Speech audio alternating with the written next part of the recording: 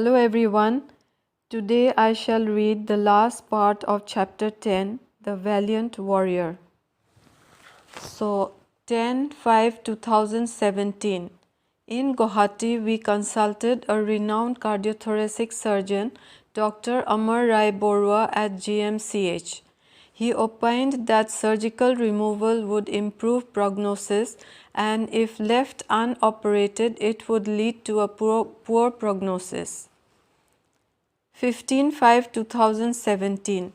My dear friend and classmate Dr. Nabanita Deka, professor of GMCH, booked a cabin and the valiant warrior got admitted for another fight. 16/5/2017. He underwent the surgery.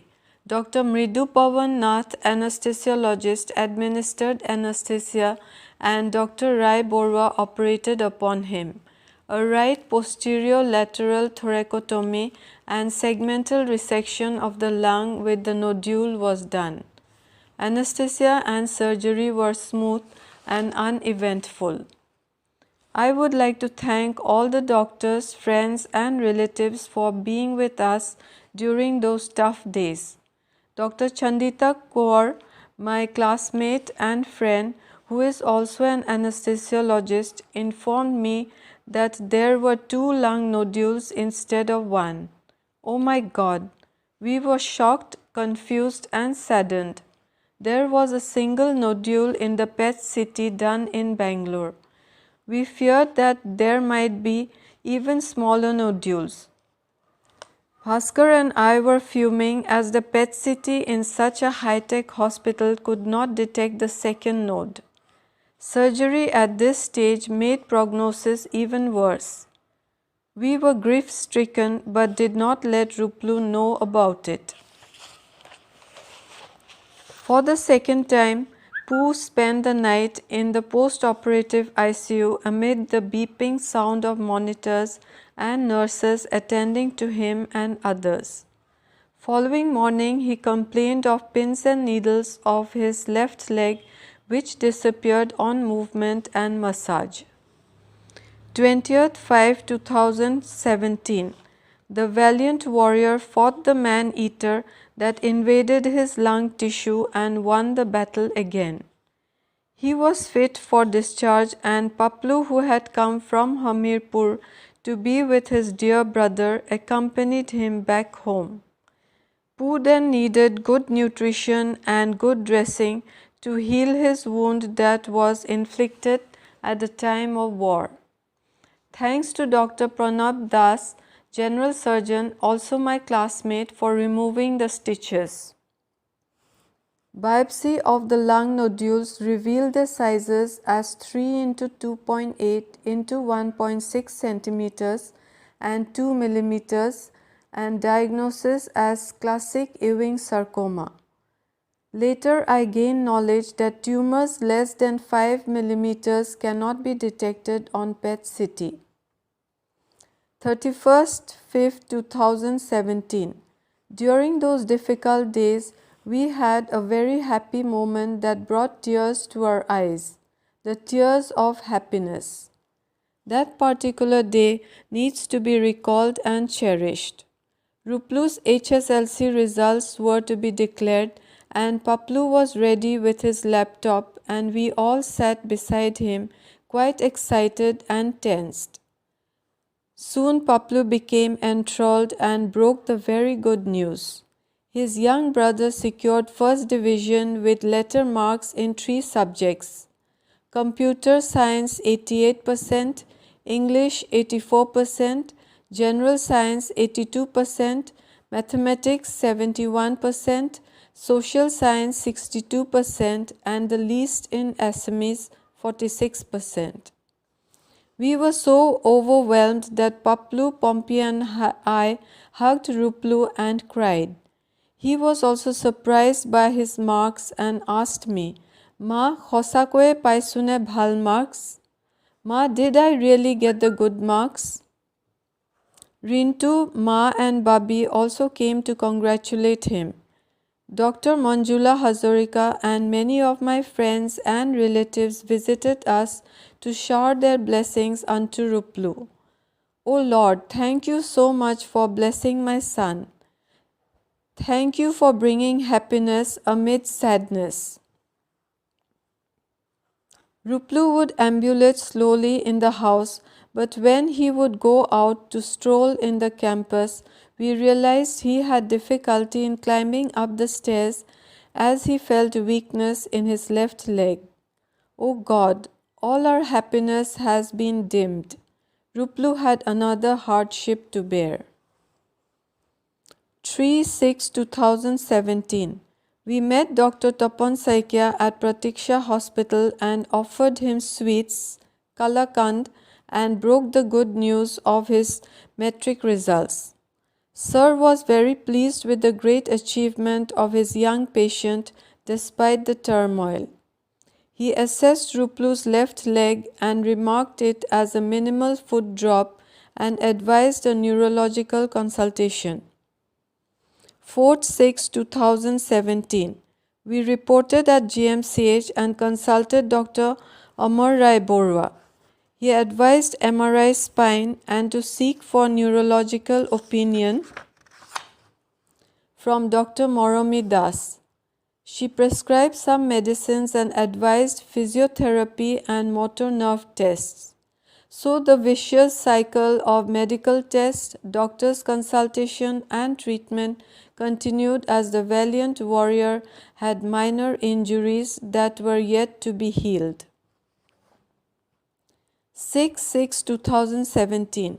MRI spine was done, which revealed altered signal intensity in T12 vertebra due to the radiation effect. 9/6/2017. Right and left peroneal nerve tests were done, which showed no significant abnormality.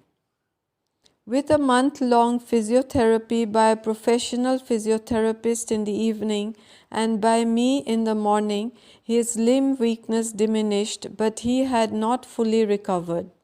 Ruplu's willpower and zeal were such that he wanted to keep aside the limb weakness and celebrate the victory of a jubilant warrior who fought the man-eater and came out with good marks in exams during his difficult time.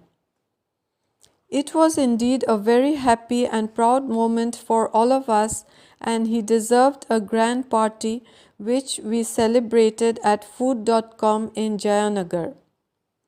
Once we were done with the celebration, worries arose regarding Ruplu's admission to class 11. He wanted to put him in CBSE board and had to give priority to his comfort and ease from all sides. Excel Public School, Lokra would provide all facilities that we desired.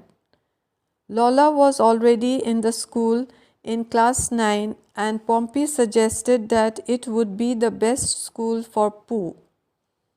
Pompey, Ruplu and I met Principal Madam of Excel Public School, Mrs. Monty Gogoi Choudhury. She is a lady with a great personality, approachable and caring.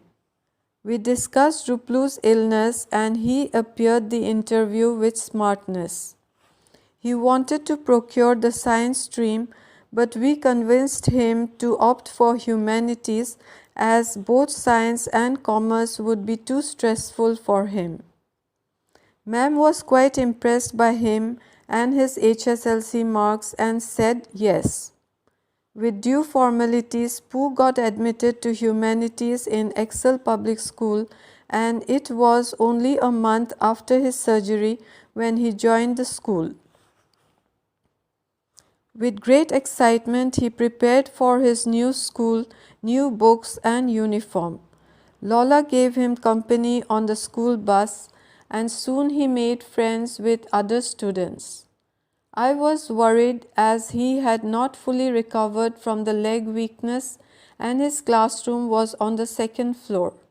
However, with the assistance of the staircase railing, he managed to get to his classroom. Ruplu would share all happenings in school. Harshit, the tall, healthy, spectacled boy, was the first to get acquainted with him. He was humorous and friendly, and Ruplu told me that he was a foodie too.